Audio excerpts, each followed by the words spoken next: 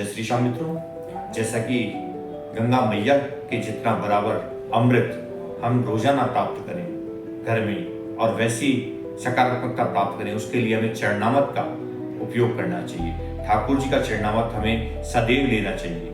नित्य प्रति उठकर हमें ठाकुर जी के चरणामृत का सेवन करना चाहिए। लेकिन आज के टाइम पे क्या होता है, चरणामृत नहीं लिया जा रहा, और चरणामृत लेते हैं तो उसके जिस हिसाब से हमें चरणामृत लेना है, जिस नियम से हमें चरणामृत लेना है, वो भी हम नहीं कर रहे हैं।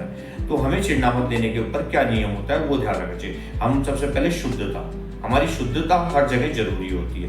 शुद्धता तन की नहीं, शुद्धता मन की जरूरी होती है। हम जब चरणामृत लेते हैं तो हमें ये ध्यान रखना है कि चरणामृत जो है उसको गोकर्ण मुद्रा में हमें चरणामृत लेना चाहिए। अब गोकर्ण मुद्रा क्या है वो जो मैं आपको बताने जा रहा हूँ। अपने दाहिने हाथ को आपको यूं लेना है, तर्जनी उंगली को थोड़ा मोड़ना है, अंगूठे को यूं लगाना है।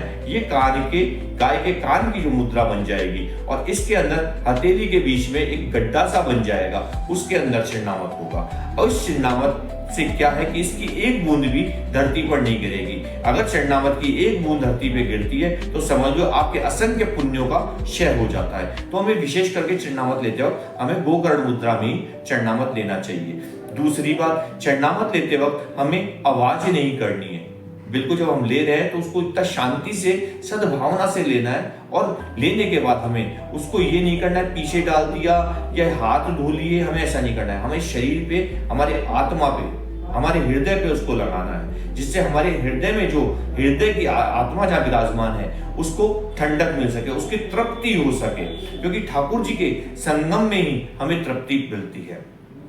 चरणामृत का लेने का, चरणामृत के नियम जो बताए गए हैं वह हमें नारद पुराण के अंदर बताए गए हैं, मनुस्मृति में बताए हैं। दिनचर्या की जो हमारी प्रणाली है, जो वैदिक प्रणाली है, उसके अंदर हमें चरणामृत का नियम बताया गया है और चरणामृत लेने की विधि बताई गई है। अगर जो व्यक्ति इस विधि के हिसाब से चरणामृत ले रहा है तो वह गंगा स्नान के बराबर कार्य कर रहा है, उसकी आत्मा को शुद्ध कर रहा है। देखिए, आत्मा शुद्ध होना, मन शुद्ध होना, दोनों से सूर्य और चंद्रमा की शुद्धि आपको अंदर सकारात्मक ऊर्जा को प्रवेश करवा देगी। और जब आपकी सकारात्मक ऊर्जा प्रवेश आपके अंदर शरीर में हो जाएगी तो आपकी आत्मा बली हो जाएगी। और आत्मा ही सब कुछ है। जिसकी आत्मा जीवित है, बली है, तो समझ लिए उसको सब चीजें प्राप्त हो जाती है। जय श्री श्याम।